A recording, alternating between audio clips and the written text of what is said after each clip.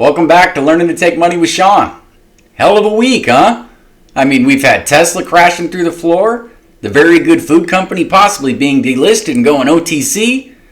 There's so much going on. FOMC meeting, 12 different votes in the House and still no speaker.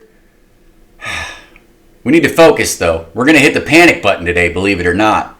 Because today, we're talking about inflation.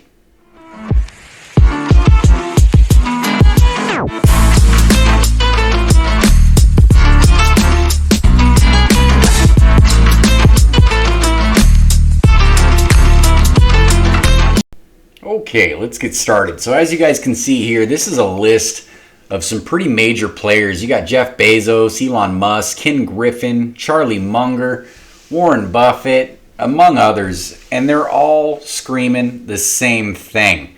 We're heading for a recession.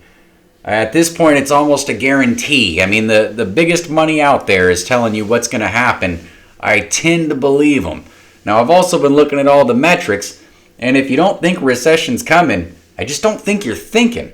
Now, let me explain to you where I'm at with this. Okay, guys, so here we go. Let's take a look at this chart. This is the Federal Reserve Bank of St. Louis from 2000 to 2011. Now, the gray shaded spots are U.S. recessions that we've already gone through. Now, note in 2001 to 2002, there was a slight bump towards the end of the year in 2001. That was the big mess.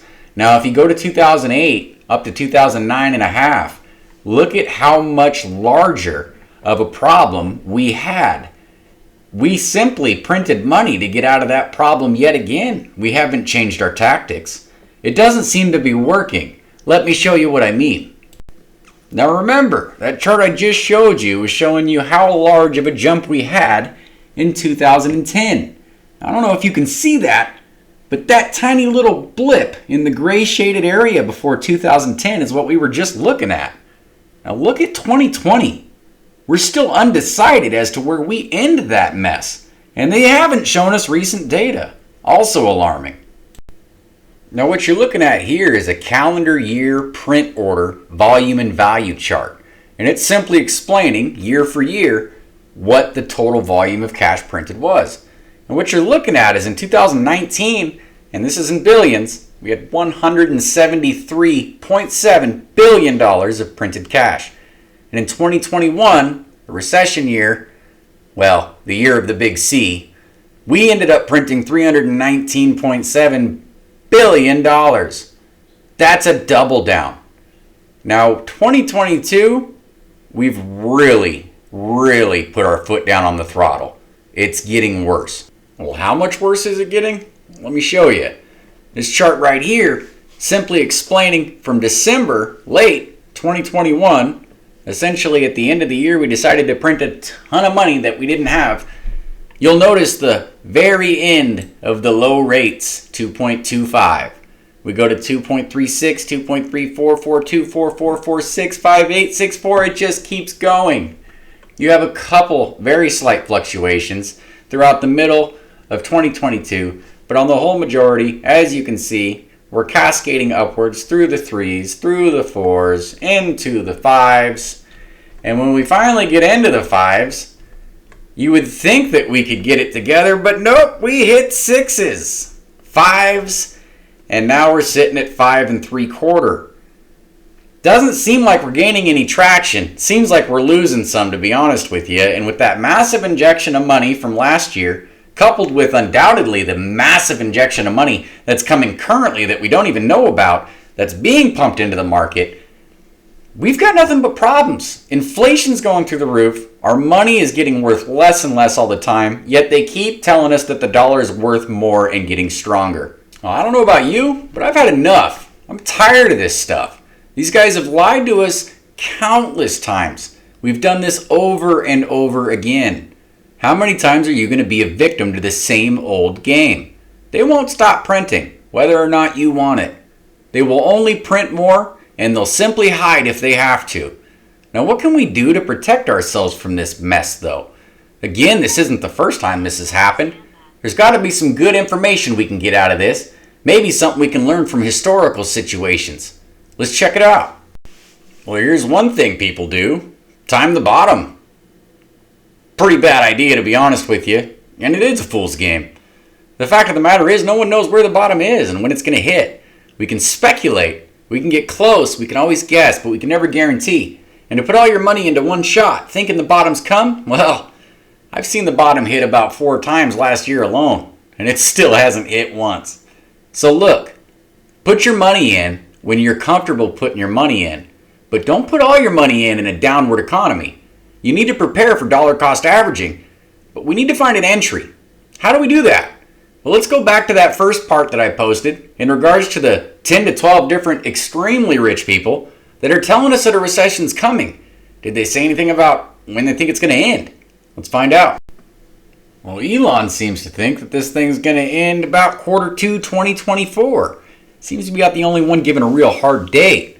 Now, given that everybody thinks this is going to start Q2 2023, we've really got about a year to a year and a half at worst for this whole process to take place, hopefully. Now, notice here, economist survey predicted a return to normal by 2024 when inflation begins to dissipate. This is UK-based, but good information either way. So does that mean put all my money in at the end of 2023 and hope for the best in 2024? Absolutely not. I'm in no way, shape, or form recommending that. However, I would definitely recommend starting towards the end of 2023 and easing yourself into some investments. Now, historically, stocks at the bottom of crashes or recessions like this have done amazingly well. Even if you just grab a hold of 3 or 4 of those suckers and stick to the blue chips, you can probably find yourself in the money in 5 to 10 years' time. But again, time, that's what really matters. You need to be in this game with a plan, and you need to be in this game with some focus. Don't go buying stocks expecting next year to pop. Although, they keep printing money, so that could happen too. Now lastly, I want you guys to focus on debt. Act as if you're a stock. You need to invest in yourself first and foremost. Make sure your education, your finances, and your health are in decent order. Now if you look at this chart here, what you're seeing is mortgage interest rates. Mortgage interest rates. What's going on in this chart is simply a vertical line. Over time, interest rates increase during inflationary periods. And if interest rates continue at the rate that they're going, I foresee 8, if not 8.5%, 9% by the end of this year. So what does that mean for credit? Well, that means you don't want it. It means you don't want to borrow nothing. The more money you borrow right now, the more money you'll be paying back dang near threefold from just a year and a half ago. There's no sense in it. Spend your time right now paying off your debts, getting your bills in order, and knocking down some of those credit card expenses. Now always start with the smallest debt first and start knocking them out. I promise you, nothing will help you more during a recession than not taking out lines of credit. It's just gonna hurt. So don't do it. Do the right thing. Pay these bills down. And don't buy unnecessary stuff. It won't be long. Again, we're only talking a year, maybe a year and a half, based on what the richest people on the planet think, before we get this ball rolling. Now we can get it rolling effectively and profitably, or we can get it rolling backwards. While the rest of us are having a good time, you'll be sitting there paying off debt. Think about it. Stay ahead of the game. Stay out of trouble. And be careful, because the recession, it's coming. Thanks for watching, guys. We'll catch you next time.